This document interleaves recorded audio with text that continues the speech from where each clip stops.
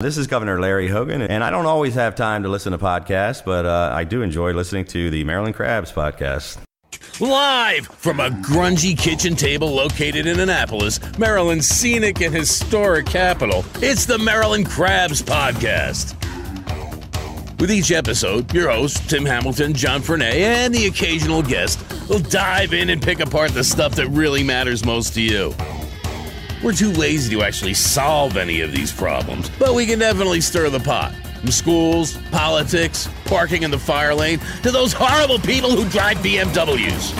And here with this week's episode, live from the kitchen table, Tim Hamilton and John Fernay. Hey, this is the Maryland Crabs, and we're coming live. Not live, we're coming recorded, but we're live right now at Mother's Peninsula Bar and Grill, right on beautiful Ritchie Highway in the metropolis of Arnold, right? We're in Arnold, aren't we? We're across the river. Wow. This is scary. My neighbor just got upscaled. That is. The voice you hear is... Tim. Oh, sorry. Yeah, is Joe Barsin. Hello. Who is an artist extraordinaire. You may or may not know his name, but you certainly do know his work, and I can say that with 100% certainty, because if you've ever attended the Annapolis Film Festival, his work is shown in front of every single film that's been shown for 6 years now. Yep. It's been great. And if you have ever driven or been driven on a highway in Maryland, I guarantee that you've seen his work on the back of a license plate. Oh, yeah. The Maryland Bay. Here come the quesadillas. Ooh, This is awesome. quesadillas. Oh. Thank you, my friend. Yeah. Joe is a graphic artist based here in Annapolis, and he is the designer actually behind the Bay Plate. Yeah. That back in 2003, Chesapeake Bay Trust worked with David O'Neill at the time, and it's been going strong ever since. Absolutely. Well, what we're here to talk about, and as an artist, I mean, you are very protective of your stuff.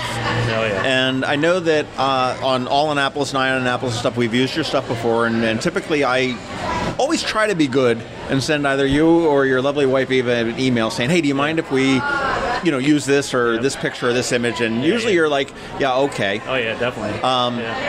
Which is we're very thankful for, obviously.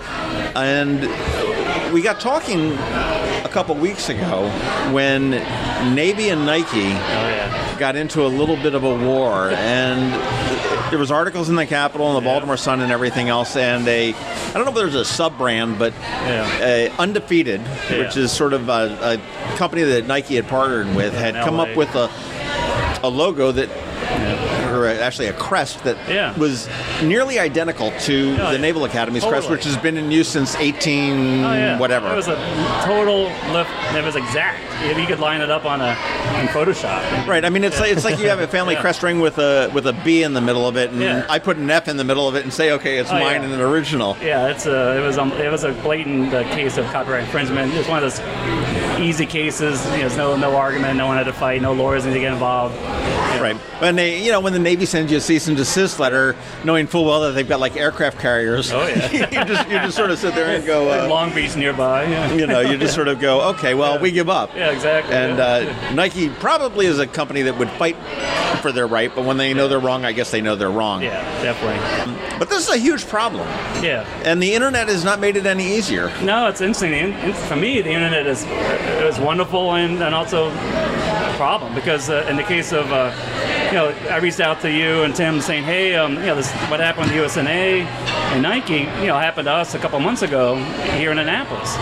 And I'll switch gears real quick. We had a great company called Annapolis Electric Boat Rentals. Oh, I love them. They're the little sort of picnic boats they've got over at Chart House that you can rent out. And a great company. I know the owner, of course, now. His name's Greg, and his wife Sherry, and they run a great company. And but lo and behold, one day we got some marketing and I think it was a flyer or something, and I saw the logo, and it was a case of the logo with their boat on it, which looks nice. But then in the background, the skyline of Annapolis was literally, like in the same case like USNA, someone had lifted my illustration from work I did about 5 years ago and put it right into the logo, put it right in the background.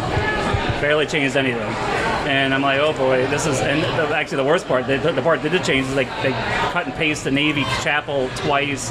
They cut and paste the state state house twice, so it kind of. Oh, so there's 2 state houses. Yeah. it's almost embarrassing. Like it's exactly my work, but then it's like as if I don't live here and I don't know what Annapolis looks like.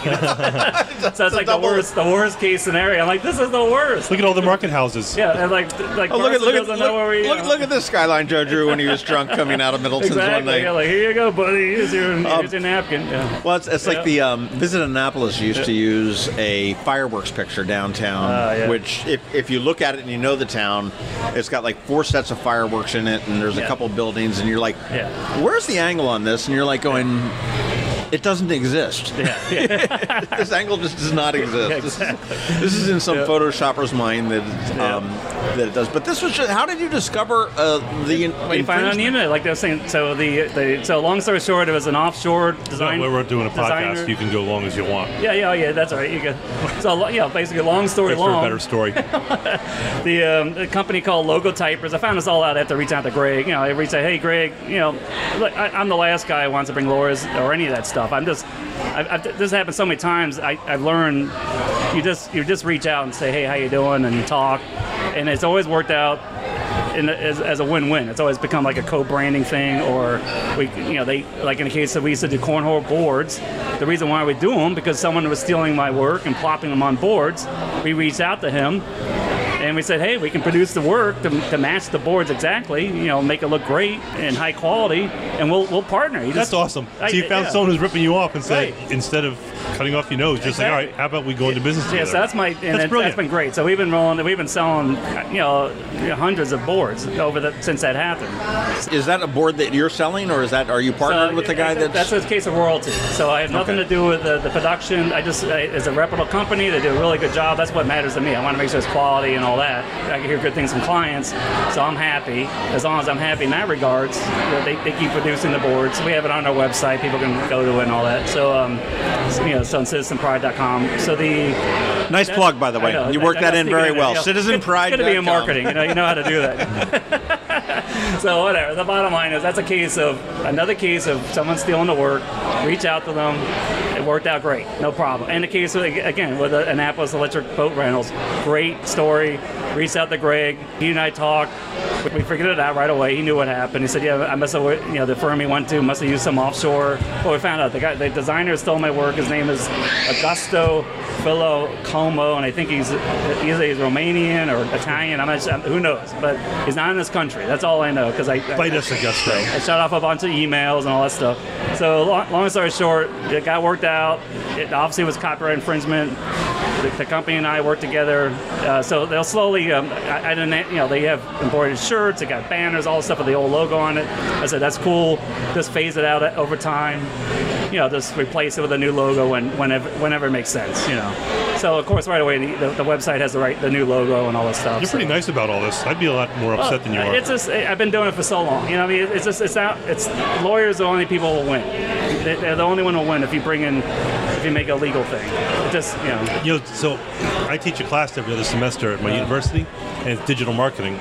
So one thing I was doing was I was talking to my students about what we're talking about, which is intellectual property and how easy it is to catch people. Yeah. So I said we're gonna backward search a image using Google Images. Yeah. So we had it on the overhead projector overhead projector with my computer, and I went to my brother's Facebook page, and my brother's a great photographer, and he had a picture of 2 of my nieces playing the piano, and it's a beautiful picture of the 2 of them from behind, their feet hanging over the edge of the bench. Nice. And so I took the picture and I put it into Google Images just to demonstrate how it works, because I thought it would find similar images.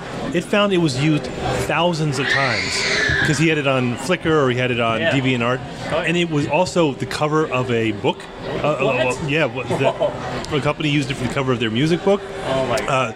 Probably 30 different teachers had it as their webpage and everything. Yeah. But my brother's like you. He's like, I called him on the way home. Like, do you know that there's like literally thousands of people in music schools around the country using your picture? He's like, I don't care. I know. Well, I'm with him in the sense that teachers using it on the whatever. That's cool. And I've had teachers do T-shirts with my work, and they actually reach out to me. I put we did actually, it was the nurses, Anne Arundel Medical Center. The nurses reached out and said, "Hey, we love your Terrapin." Arnold Elementary. That's right. I'm trying to get the stories right. This happens so often. Right. So the Arnold Elementary is their mascot's the Terrapin. They love my Terrapin illustration. I worked with the teachers, and then we worked it out. So I didn't get paid or anything. It's all donated and whatever. But the point is, you don't mind when it's just public. People just have this. That's actually a compliment. When, like in the case of these teachers using your right, and they were just these like middle-aged women who it's on the internet. It's free. Totally, and that's cool. And when I put stuff on the internet, that's cool. But it's a problem. Like in the case of the book you mentioned, that's a problem if someone's making money off that as a cover. Then you reach out to them, and hopefully you work out a deal. Say, hey, give me a 5% royalty, or pay me this amount every whatever. You work it out. You can come up with whatever you want, but you come up with something to let them know that the reason why what's helping them sell whatever they're selling is your image or your illustration, and that's just part of education. That's kind of why I'm here talking right now. I want your audience to hear, like, hey, I'm a graphic designer. I create logos for a living. We talk about the film fest. We talk about the Bay Plate. This is how I live. So we can talk about the artwork at Mother's. Yeah, we've got stuff hanging up at Mother's. When you walk right into Mother's, look up and you'll see Joe Barsin originals. It's awesome. I don't know whether they're originals or not, but they're big giant prints. They're big. About 5 feet by, there's 3 of them. But so I've worked in marketing for 15 years, and so I work with a lot of graphic designers, and I respect all the graphic designers for what they do. And they're artists. They're amazing at what they do, and I respect what they do. And I'm about to lead into something that I've done pretty lousy. Is that I was helping out my kid's school a couple years ago, and they said we need a new logo, but we need it like in 2 days. Yeah, right now. Yeah. So, and they had no money, and I respect graphic designers that I want to pay them what they're worth. And I'm not going to ask any of my friends that if they would do it for free. Yeah. So I did something that I'm ashamed of, but I wouldn't do. Is I went onto Fiverr. Right. So I went to Fiverr.com, which is you get a gig. That's right, those guys. You get a gig for $5. They'll write copy for you. They'll do a logo or an image. Oh yeah, I know. So a lot of them are from India, a lot of them are from China, what have you. So I found this woman who was, she looked like a middle-class, middle-aged woman, and I looked her up on Facebook, and she existed. And I looked at what she did. So I said, I need a logo of a Hornet. That's what I need to replace something that was kind of old. So she did the thing. She sent me the logo. I said, it looks good, and so she said, fine. Yeah. So we were going to print, and one of the parents who was from Georgia Tech, Georgia Tech alumni, said, hey, that is the Georgia Tech Hornet. And I said, no, it's not. And I went to the website, and it was identical. I don't mean it is similar. It was identical.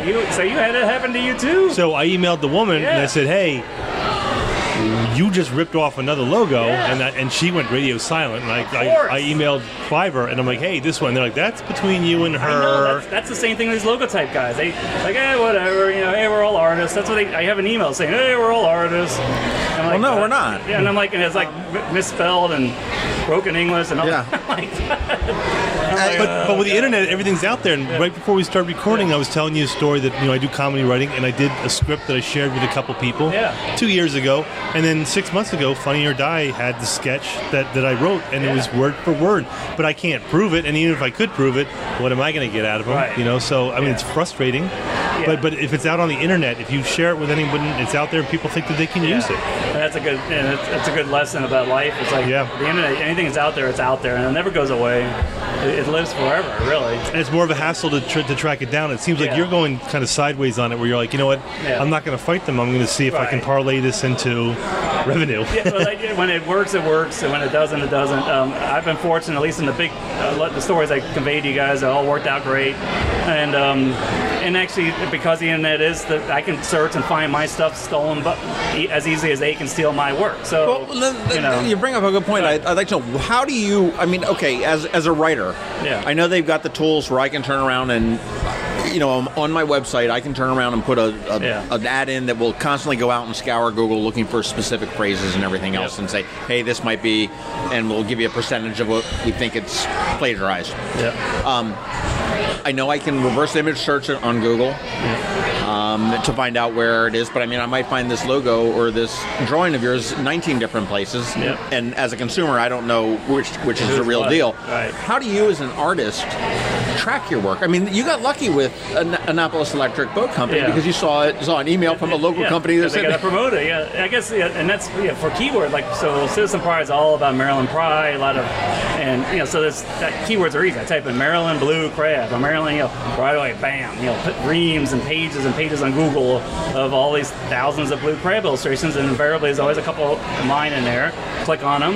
If it's not my website or a wholesale that sells or a partner that you're working with, exactly, then I know right away. I find out who they are. Like that's how we found out about the cornhole boards company and all that. So it's pretty easy, and I right away I do it every couple of months. I just do a search and then I shoot off a couple of emails and we have conversations, and it's not a big deal. It's like, so that's just part of your daily or your quarterly workflow where you throw your keywords in that you figure you're going to get most of your work or a lot of your work, and click on images and see what's there. But that's different. That's more of my art. That's my Citizen Pride. I'm selling products and art, and that's my illustration side. My corporate identity side, that's not good. That's not cool. And because if you're stealing, like in the case of a logo for a company, you're putting that company in trouble with it. They have apparel they've made, they've had all this stuff done, and then they got to throw all it. Like go back to USNA.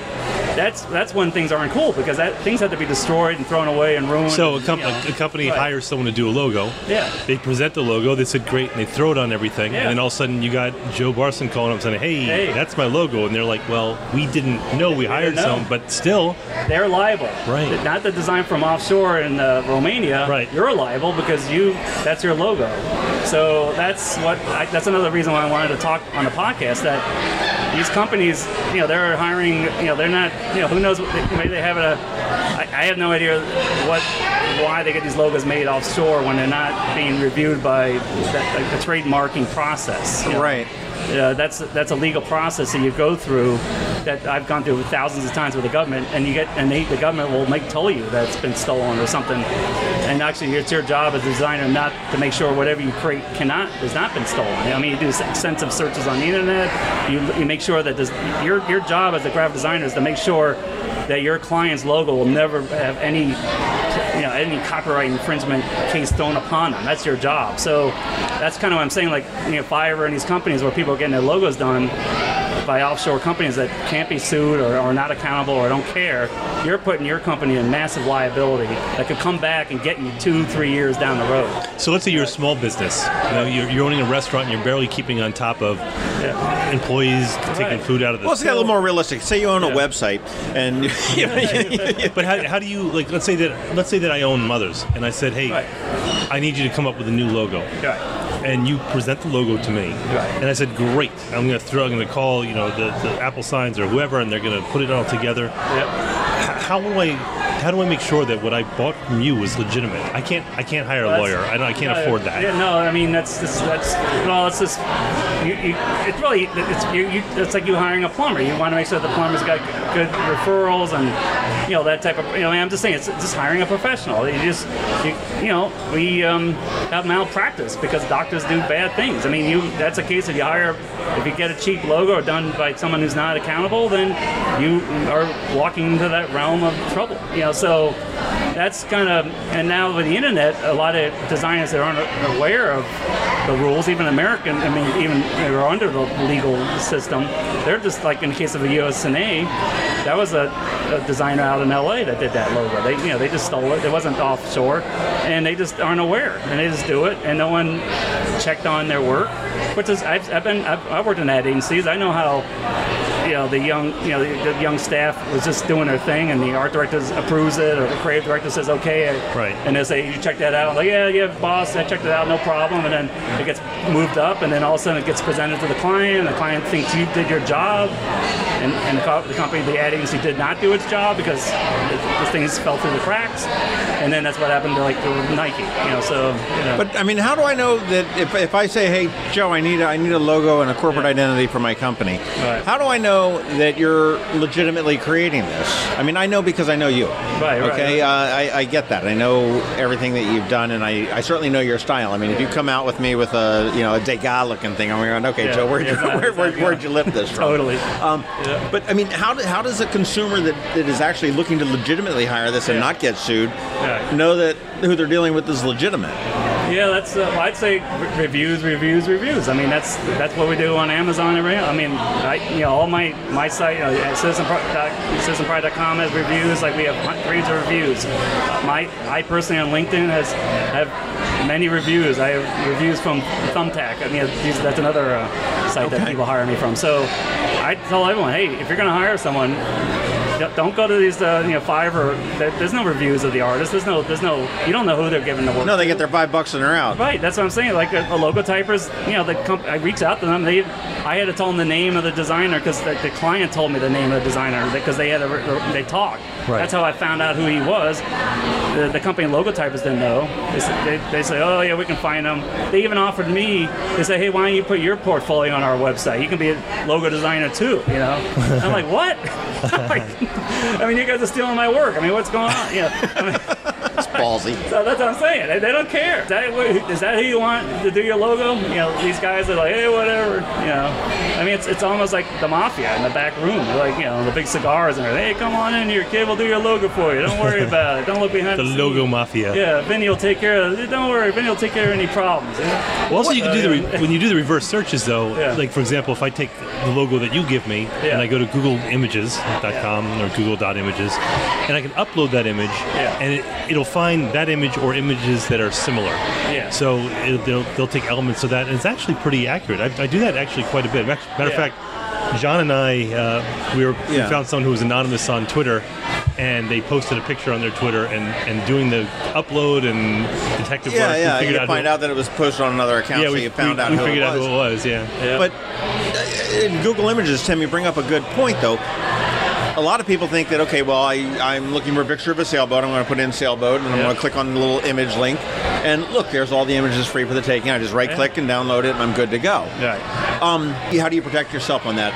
It's funny. I mean, because some of them are, Creative Commons, I think is the word. A lot of times those images you'll find will be part of Getty Images or, legitimate companies that are selling images, stock images. I'd say, hey, if you're worried about it being a logo or something that's you're going to get trouble down the road, make sure you go with Getty. Make sure you go on these legit companies that you pay for. They have different scales of what you're paying for. If you're going to use that image on a logo, you pay for that. If you're using images for your teacher's brochure, then you pay like $25. But they scale it on what you're using it for, based on what money you're going to make from it.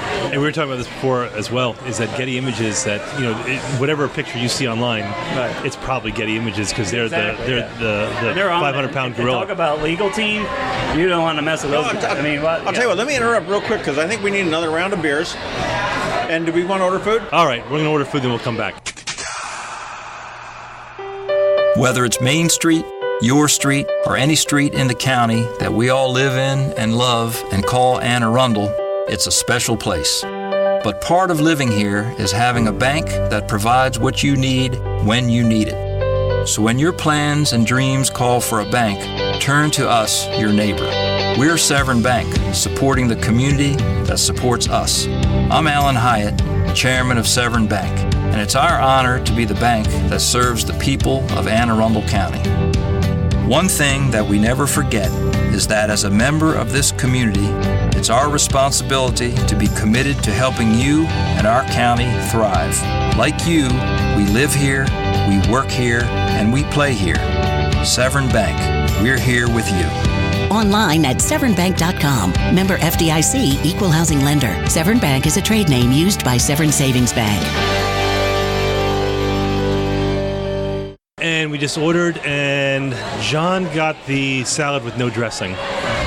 Excellent. I got the what? So healthy.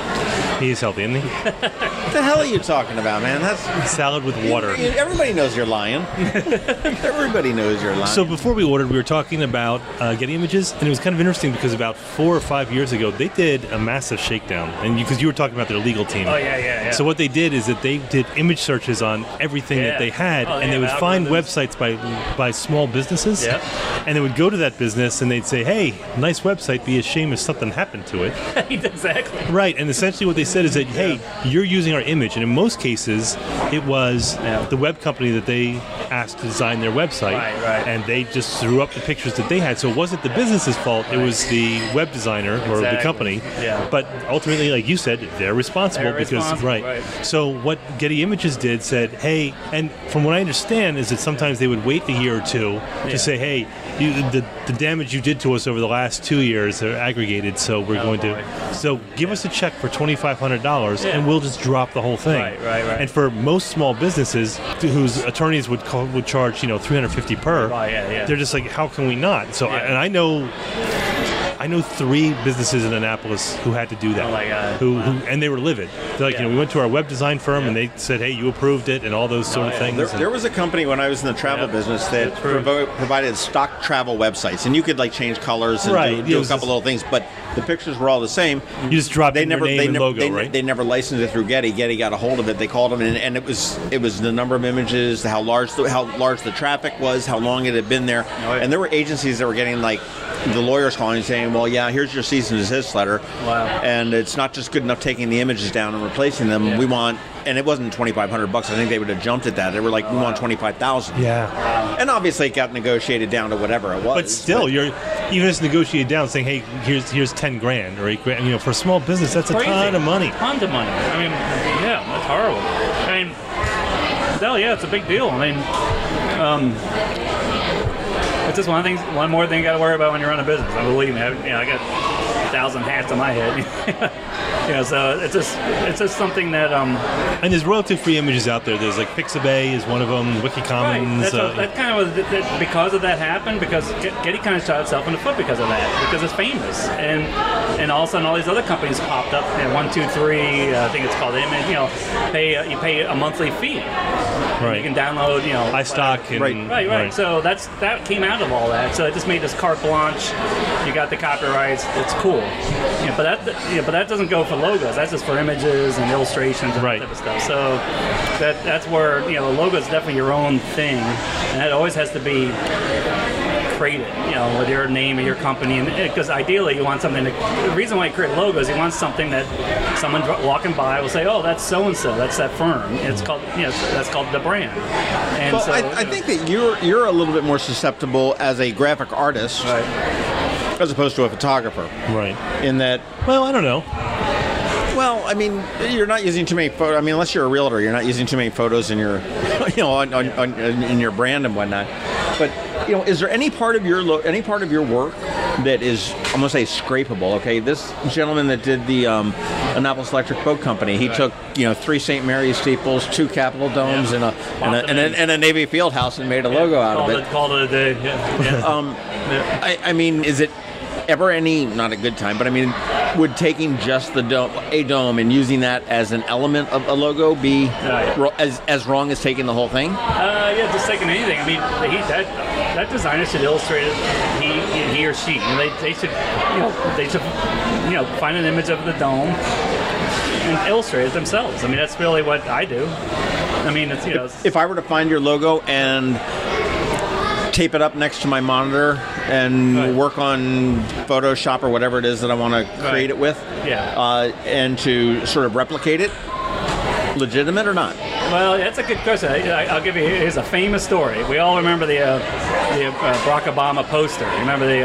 right. The red, black, and blue, and my personal idol, Shepard Fairey, who's the artist. He's like, I love everything he does. So he created the whole poster. And that was a stylized kind of... Yeah, he had that Obama looking up in the air. Oh, yeah. So, lo and behold, AP, the Associated Press, says, hey, that image you used in your poster that he illustrated, by hand in Illustrator and all that, that looks exactly like one of the photographs that was taken during some rally in 2008 or whenever it was, I forget. And Shepard denied it. Said, no, I did not. I'm an illustrator. I created, like you were saying, like I found many images of Obama, and I just created my own likeness of looking up. So, I guess because that poster was so famous, because Shepard was such a famous artist, because AP is AP, they have to protect their intellectual property. They took it to court. And so this is one of those rare cases that it was all laid out in front of a judge. And so this is a great case because as a designer, I learned a lot about the process, like to answer your question. So Associated Press found their photo in his post, and they did the old line them up perfectly, right. and they look exact. I mean, there's no doubt. And from a cursory standpoint, yeah, they are exact. But he did illustrate it. It's not. He didn't take the photo and posterize it and do whatever. Put an effect on it and call it a poster. We all know what his look is. It's very distinctive. He's an extremely famous artist. So they still won the case, not because of that, because he probably would have won just because of that. What we talked about. He lost the case because they found an email that he was trying to cover it up with his intern. It was like one of his assistants who was saying, "Hey, don't tell him I used that photo." Or there was some evidence that was brought out that came out of email that showed that he seen the photo. He was kind of concealing it. So he probably would have won if he didn't. He just walked and said, "Hey, I'm an artist, artistic license. I didn't use the photograph. I illustrated it. I did my own thing." He would have got away with it. But because he's trying to conceal it, and there's a digital record of he trying to do it, and he wrote, then he lost the case. Wow, I don't get that. Like, right. I'm kind of going back and forth in my head over that. Just saying. Thank you very much. The beer is here. Oh yeah. Cool. Thank you. I'll put it on there. I got the little one. And just for the record, Tim went for a little beer. Because I'm driving, I'm Captain Responsibility. Oh, come on. Thank you. And it's a light beer, so it's like water, right? Yeah, it's not.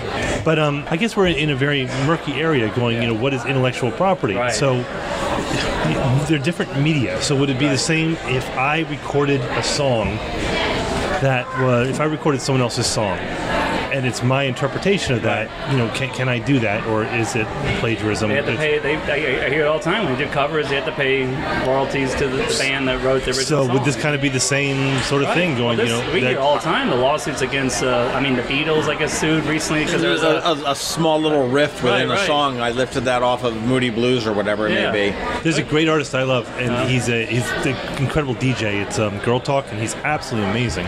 Where he'll take one song and he'll layer them. And it's like 90s hip hop, 2000s hip hop with like the Hollies or with the Beatles, and he layers them all. And you can download his albums. It's All Day and Feed the Animals, which are incredible albums, absolutely phenomenal. But he doesn't charge for them. Yeah, there you go. But what he does is he uses those to promote his tours. Right. So that's the workaround. He's a smart guy, because if you're not making a profit, that's the key. Fair use. Right. Yeah. Then you're right. Then it's okay. The minute you try to sell that song, then all of a sudden, no way. So he just uses it to do concerts, which I still don't know how he gets away with if he's playing a concert and he's charging for it. But he's I don't want to get him in trouble because I worship him. He's a brilliant DJ. And he won't, because it is that dance that we live in.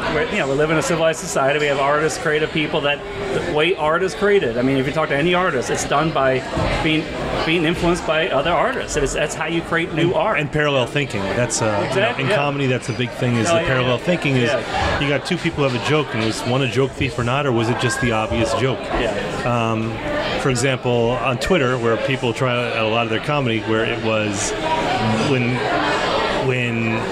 President Trump the other day announced the Space Corps, or but everyone had the same joke that was out there and no one was ripping each other off. It was just an obvious joke. Right away, the zeitgeist says this is what it is. Now, in comedy, that's easy, and because you're looking for that angle. But in art and music, it's not as easy. But you're right. Is that everyone is derivative of someone else? I mean, what's the difference between an influence and an absolute ripoff? Yeah, and that's what I mean. And that's why when it happens to me, unless they're making money off it, I'm cool with it. And in the sense that, like we were saying with teachers and stuff. And so, if it's a case of someone's making money, like the case of the cornhole boards, he wouldn't sell a cornhole board if it didn't have my illustration on it. See, I mean it. That's my point. It's like, you got to pay me some money for that, right? Or you would never sell a board. So that's a cut and dry example of, you have to pay me. I worked hard on an illustration. I've been doing this for my whole life. This is what I do. I've earned part of that sale.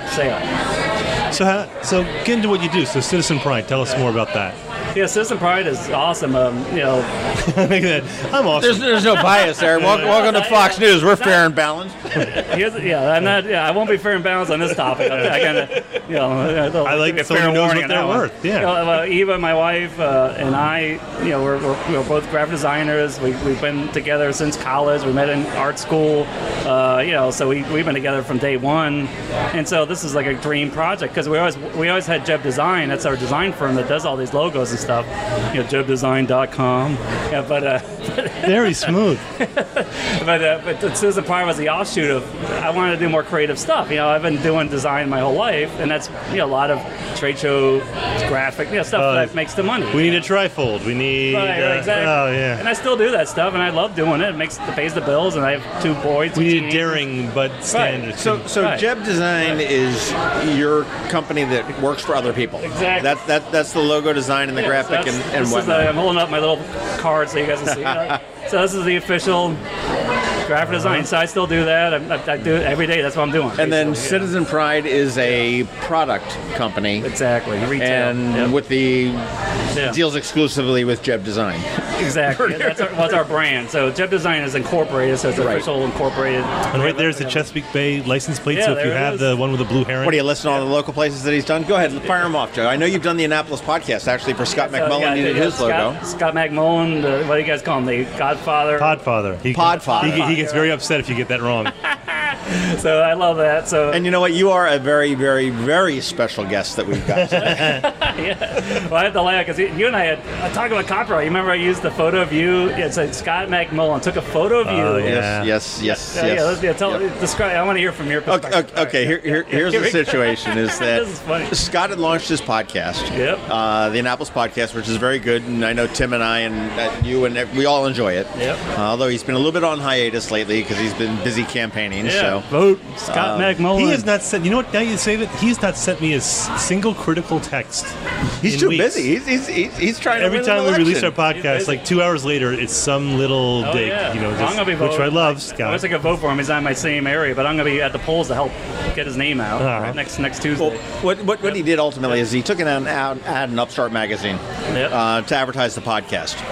And at one point he was on West Street sort of promoting the podcast. Yeah, the first Sunday. And the logo I did. And he was just taking pictures of people that stopped by and said hello and everything else. And he had this the hole in the mouth. And you've got to see the logo to understand. His a hole logo in the has mouth. someone yelling. Well, that was my idea. Was say, hey, Scott, you know, you're a very social guy, and that's why we love him. You need something to kind of brand the new logo, but also make it social. So it has the logo, but it's got a head in it.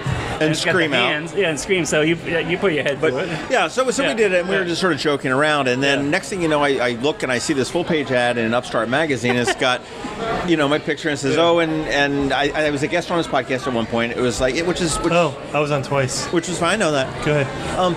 And it was, and I was like, he didn't ask. I know, that was my fault. And it was me, and it was my girlfriend. It was Teresa, and it was, and I was like, you know, the feds in the witness protection program are not going to be happy with but I was like, and it really started to bug me. It was one of those things that was like, Scott, and it probably wouldn't have been a big deal. Text, not me, please. But I would have been, just asked. I know, and you know what? That's where I messed. It's good we're doing this podcast because here's a case where I messed up because I designed his logo. Well, give me your number before we're done here. I'll have my lawyer contact you, and we'll. Look at that, bro.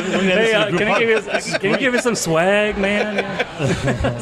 No wonder he gave us the sticker when he came in. So you accepted it, so it's all fair now. Here's a case. I'm the graphic designer. I designed his ad. I didn't get the permissions. He's a busy guy. He's a lawyer. He's doing his work, his day-to-day job. So I'm the one that dropped the ball. And John was texting me about that all day, and I gotta be honest with you, halfway through the day, I just started ignoring his texts because I didn't care. I didn't. But it was a great ad, I admit. Yeah, no, it was. It would have been greater if he'd asked permission. And oh my God, are you my wife? You just won't let it go. What's that? Nothing. Yeah. So Scott was a great. That's a logo I did, and all this stuff. But you've done a realtor in town too. I know there's Scott Shooter. So Scott Shooter's an awesome guy. He and I are old friends. We're neighbors. Kids. He's a Navy guy, right? Navy guy. graduated from the academy in back, I think, 2000. So he's a graduate, and he and I, he was on the carriers. His call sign was Shrek, because if you guys ever met him in real life, he looks like Shrek. Except, normal color, and he's like green, all right? But hey, here comes the food. Here comes the food. Regular burger. Thank you. I've got the other one. Yeah, you got the. Oh, there you go. Right there, the John, the bacon, and all the cheese, and the heart attack waiting to happen. Thank you. And we got you. All right. Very sweet. Thank you so much. Anything else I can get you at the moment? I know where else I am. Now listen to this homemade crinkle potato chip. There you go. Chicken wing. I've never seen anyone eat faster than John. I'm not kidding. It's good. I'm not done yet. Well, not yet. Give you 10 seconds. What's the difference between, because not everyone who does graphic design is an artist. You know, they know typeface and fonts and pictures, but I have some people get testy about that. Where they said, I went to art school for this. Right. I think it's funny because I was always an artist. I felt like I was born. It's your calling. And so when I was in high school, it was all I did was fine art. Pottery, painting, all this stuff. And then I was like, what am I gonna do to make money? Because at that age you don't know. And that's what I'm asking myself on Mondays. Well, my dad's in the Merchant Marine. My brother's Merchant Marine. So there's a lot of Navy related type stuff in my family. So my dad says, why don't you go to the Naval Academy? This is back when I'm 16. I'm an Eagle Scout. I'm in Boy Scouts. I'm in Scouts now too. My boys are Scouts. So I'm totally into that whole culture. And so I was working hard to go to the U.S. Naval Academy. This is back in Akron, Ohio. And we're doing work for the senator and all this stuff. But my art teacher got Wayne Shepard. This is like a shout out to my art teacher in high school. He said, Joe, do you really want to go to the military? I mean, you're this great artist. I know you enjoy history. You love I love naval history. I love all that stuff just naturally. Push-ups. I just love all it's Navy. I love anything history, particularly military, and that's what got me into the love of Navy. So he said, but you're an artist. Why don't you become a graphic designer? Because then you can do that type of stuff. You can work, with that type of, with the military or whatever. But you're not in the military, And I was like, shoot anybody. That's funny when you're 16 years old. That's a lightning. Oh wow, he's right. And that was like, and that moment on, I knew exactly what I was going to do. I wanted to go graphic design, so I went to Kent State as an awesome design program. I fit in immediately. I walked in the door, and I was like, as one of those kids, was just like, I am where I belong. So I've loved graphic design from day one. Do you like working for yourself better than for somebody else? Yeah. So you asked me earlier what I did. So I worked at a place called Sequist in Baltimore for a year. I worked in SAS and Associates here in Annapolis back in 1993, and I mentioned we worked on Umbro during the World Cup, the World Cup in the USA. I worked there for a year and a half. Then I hopped over to a job over in Alexandria, Virginia, and Eva was working at other jobs too. She and I are both designers, and we both moved over to Alexandria, Virginia for 3 years, and I worked at Graphic Communications in Alexandria. They do a lot of stuff for the U.S. Postal Service, a lot of stamp release type stuff. They do a lot of work for the Smithsonian. So I was on cloud nine. I'm like, I even did stuff for the NFL, the Football Players Association. And actually, I forgot to mention that Sequence. I did stuff for Alpha, which is Alpha makes all the military fighter pilot jackets, the M81s and stuff. So, So I've always been. It's funny how my career I kind of pushed it to get me into what was always my original dream. I always wanted to do history, military-related type stuff, and all my clients have always been that way when I was working for other firms. So by 1998. Even I said, hey, we learned how to do estimating. We learned how to meet clients. We knew how to do all that stuff. So let's go start our own firm. So I said, let's go to Annapolis. We loved Annapolis when we lived here, when we worked at SAS. So we came out here. So we've been here since 1988. We bought a house in Arnold, and that's the same house we're in now. And so I've worked with USNA now. I've rebranded USNA back in 2013. I worked, with the Bay Plate. So I've kind of become. I just love this culture so much. I love the Navy. I love Annapolis. I love sailing. I love boats. So I think as a graphic designer, I'm not just a designer. It's not just a job for me. I mean, it's like beyond that. And that's kind of what Citizen Pride became. I needed something more than just doing logos and stuff. You're kind of in your own little perfect nirvana. I've worked hard at it. Even I have busted a hump to do what we're doing, but it's what we love. Right. Let me take a break to eat as Tim's stuffing his face here, and we'll be right back. Do you know what your teens are doing this summer? Don't be afraid to ask. The most recent Maryland Safe and Supportive School Survey shows 3/4 of Annapolis high school students say it was fairly or very easy for students in their grade to get alcohol. Underage and binge drinking is very real in Annapolis. If you give them access to alcohol, you're not cool, but you are liable for the outcome. Create a safe environment for your teens and their friends this summer. If they need to talk, listen. If you need to talk, we'll listen. We're here for you and your children. We're ASAP, Annapolis Substance Abuse Prevention. ASAP facilitates healthy community change, prevents and reduces binge drinking, underage drinking, and alcohol-related auto crashes among youth and young adults through locally led collaborations and evidence-based prevention strategies. Visit us at PreventSubstanceAbuse.org. This message is supported by SAMHSA and the Maryland Behavioral Health Administration. My belly is full, so I had myself a burger. One of the best burgers in town. That is a great burger. Mother's. Yeah. Come here, eat the burger. I'll still say Eptide. Eptide's a great burger. It is. It is. Wings are very good, too. I like their bacon with the real crispy bacon. No one's ever said I don't like their bacon. About that's anything. True. That's true. Yeah. Have you ever had a bacon burger at McDonald's? No. No. There's not a good bacon burger. Yeah, then it's a bad one. Does it work at McDonald's? No. They say that like 30% of today's workforce, or this was probably about 20 years ago, had worked at McDonald's at one point in their life. It's such a huge employer, which I kind of believe that might be. Makes sense, because you learn how to work. It's a good. I mean, locally, I think it's Buddy's. Yeah. I mean, I talked to more people that, I worked at Buddy's one summer. I worked at Buddy's for this. But, I mean, you're local here. You live in Arnold? Yep. With the pig? Yeah. What? Arnold the pig. The pig. All the famous. I get it. Yeah. A little bit slow. Yeah, we have Arnold right now. I guess our mascot's the terrapin. We've upgraded to the turtle. Wait, you have a mascot?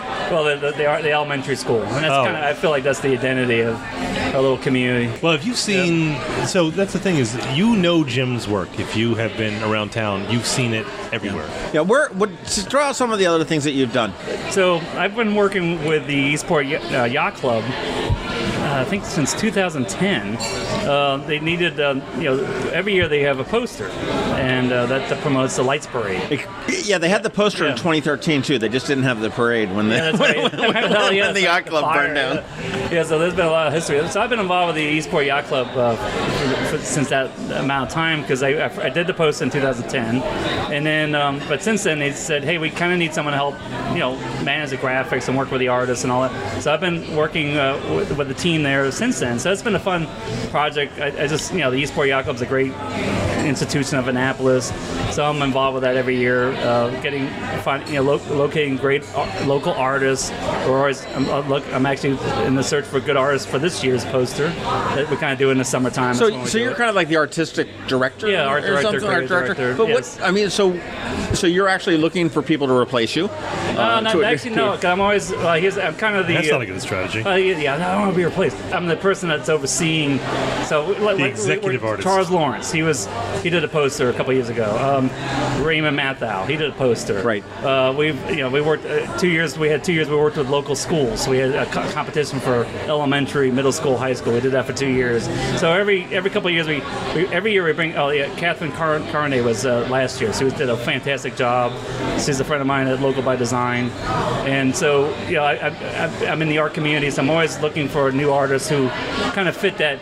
You have to come up with an image that works on a poster. So it's more of a type of challenge. Right. Oh, absolutely. Right. So you ought to get Tim and me to do it this year. Oh, yeah, why not? We'll see. I've got Tim's crowns. A designer.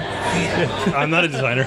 You're a writer, comedian. I'm a writer. Yeah. You write you draw with words. I can lift the best stuff off the internet. With beer. Yeah. I'll make a poster to look awfully familiar to you, Joe. Yeah, good. I just picturing just John sitting there with his tongue sticking out the side of his mouth, clutching his crayons. Yeah, let's see, we got a little boot. So that's always a fun. That's a job. So you guys mentioned in past podcasts, First Sunday. That's a market I did years ago for that whole wonderful event that happens every first Sunday. Right. and that was a great logo. Other projects that, we mentioned the Bay Plate. The Bay Plate actually is, they're thinking about working on a new design. So, are you in on that one too? Yeah, it was. So they reached out to me in early, let's say late 2017, and I'm like, they're thinking, because the governor came out with a new the new plate. Standard plate. They got rid of the really ugly War of 1812 plate. Right, they finally got rid of that. And that's a stupid one. Governor Hogan came out with the Maryland flag plate. Yeah, it's a good one. Well received, everyone loves it, and that hit the sales of my plate, the Bay Plate, because people want the Maryland flag. I just got a new car, and I went there, and they tried to push that one. I said I want the Bay Plate. Oh, the Bay, good. Yeah. They tried to push the standard one, right? The Maryland flag. It's because that's something we worked hard on. They weren't. Not a hard sell. It was MVA, so they didn't really care that much. No, it's important because CBT. I've been involved with CBT since 2000. So. Which is Chesapeake Bay Trust, and when you buy a Bay Plate, I don't know how much of it, but $20. $20 of it goes directly to the Chesapeake Bay Trust, which does great work, and fund. We interviewed Dr. Jana. Dr. Jana. Yep. And they do great work funding all sorts of different projects that keep this bay and actually anywhere in the watershed. I mean, they go up to Pennsylvania, down in Virginia to do it. They're great. Yeah. So they say, hey, the sales of the new Governor Plate is hurting our sales. We want to come up with some new designs. And I said, well, I did the last one. Maybe it's time for someone else. And said no. And I kind of pushed back. And they said, well, you're the Tim Hamilton business plan here. And they said, well, no, we really want you to submit. And I said, all right, cool, I will. And so even I worked on. We presented 7 designs to the trust, and so that's still going through the process. I'm not exactly sure where it's at, but that's been going on. So these are new designs. Did one of them have like Larry Hogan's face and a caricature on the? What is it? A Bay theme? Well, the designs I presented were. Here's the deal. So So what I heard. Traffic on 97. So here's the deal. I'm a marketing person, and I sell. I do this for a living to sell my product. So when I hear that the governor's plate that has a Maryland flag on it is hurting sales, I'm like, okay, we need a Maryland motif.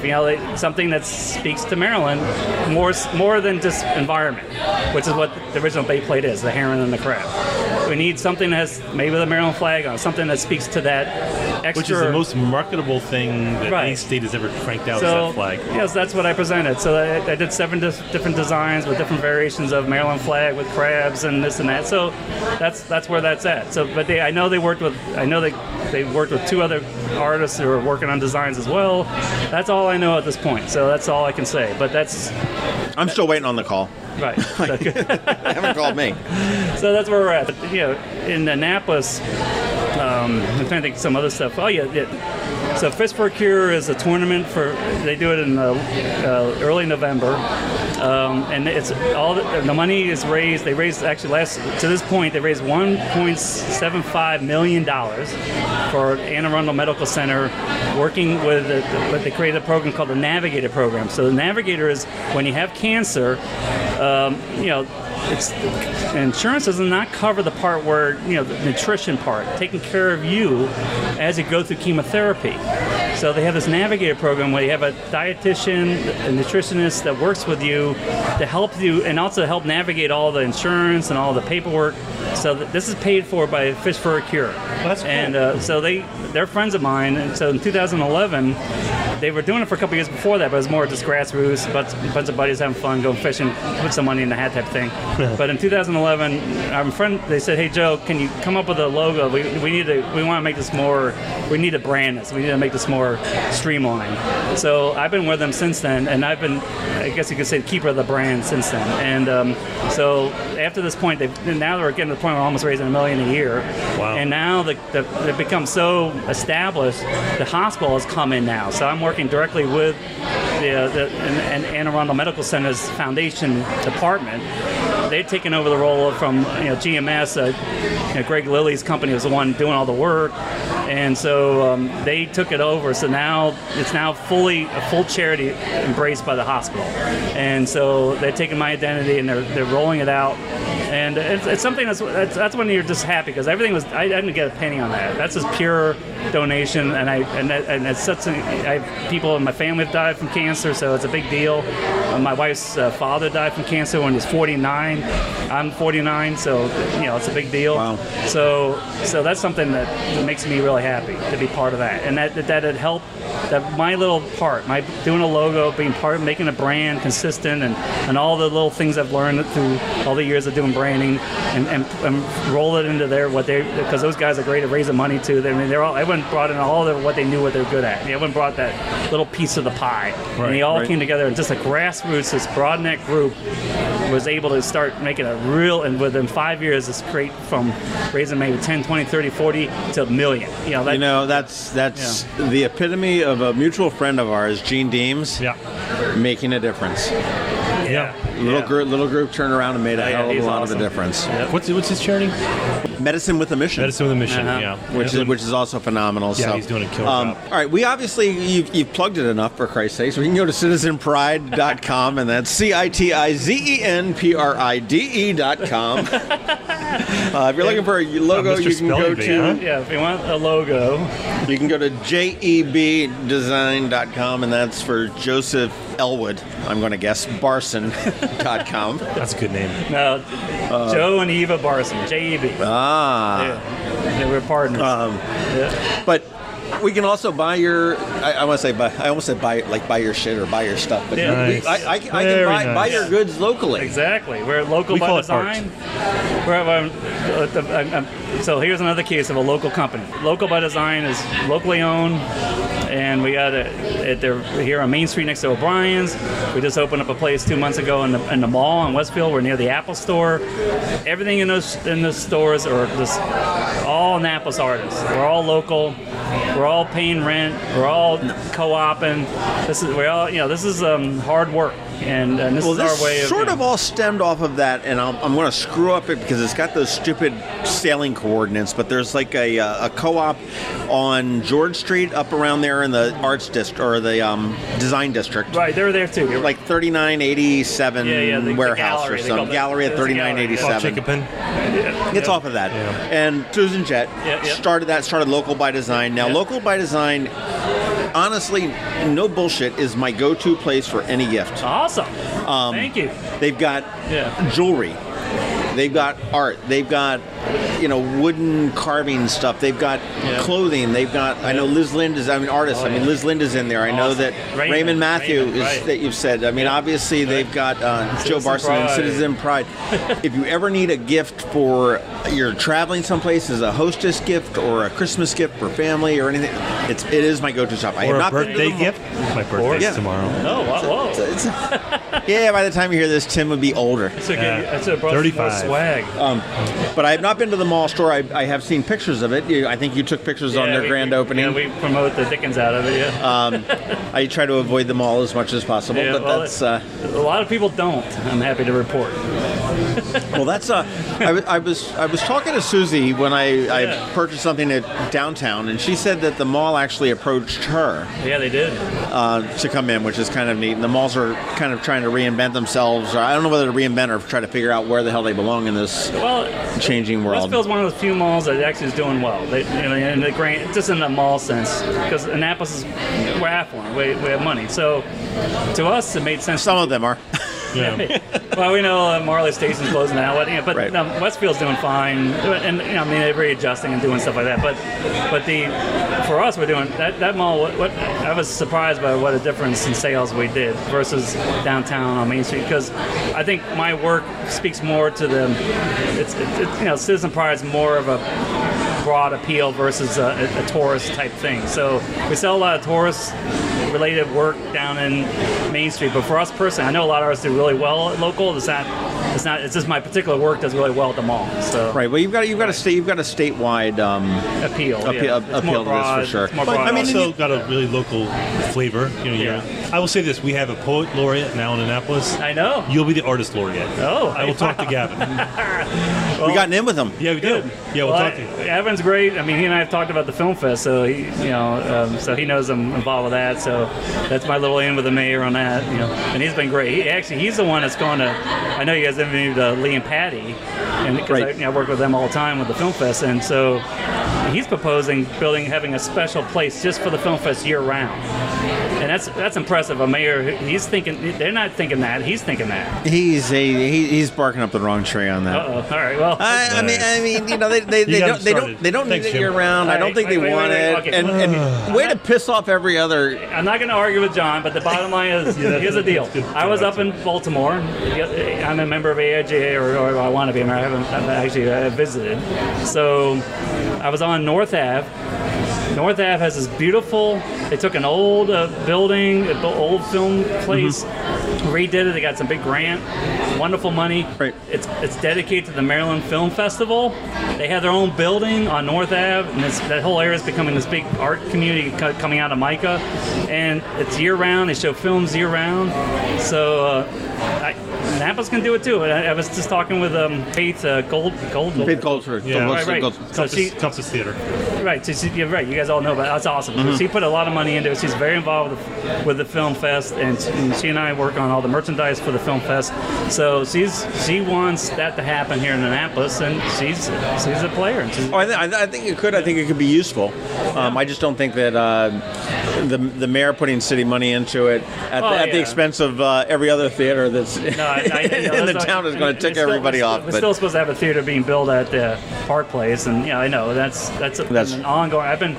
Even I were on the board with the Annapolis Opera back in 2000, and that was a big fight back then because Park Place is being talked about, and they wanted to build a theater way back in 2000, and that was they were using that as a way to get the thing approved.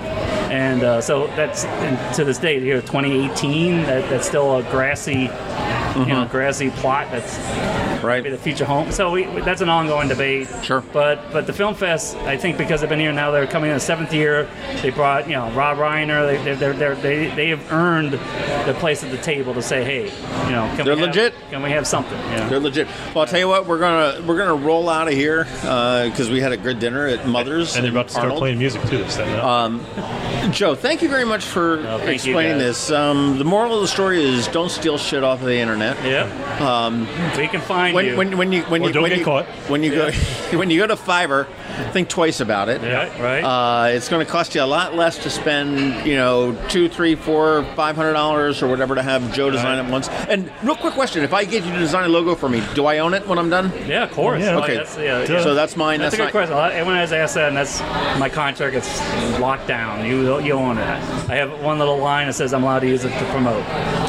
And one thing I suggest is go back and listen through this podcast again and listen to all the names of the local companies that Joe has worked for. Oh yeah. And you'll check them out because they're all real good. You've got good taste in people that you work with. I have a brand new website. It's called it's jebdesign.com. I have one page. It's called Logolandia, and it shows every logo I have ever created in my life, and that thing scrolls for a long way. So it's a lot of fun. JEBdesign.com and Logo Landing. We're there. Hey, Joe, thank you very much. Hi, Joe. Thanks for coming in. Thanks for setting John off. Cheers. This has been the Maryland Crabs Podcast with Tim Hamilton and John Fernay. Sure to follow them in all the regular places: Facebook, Twitter, YouTube, and online at themarylandcrabs.com. Take a moment to rate us on iTunes. Now, get the hell out of my kitchen. Seriously, go! You still here? It's over. Go home.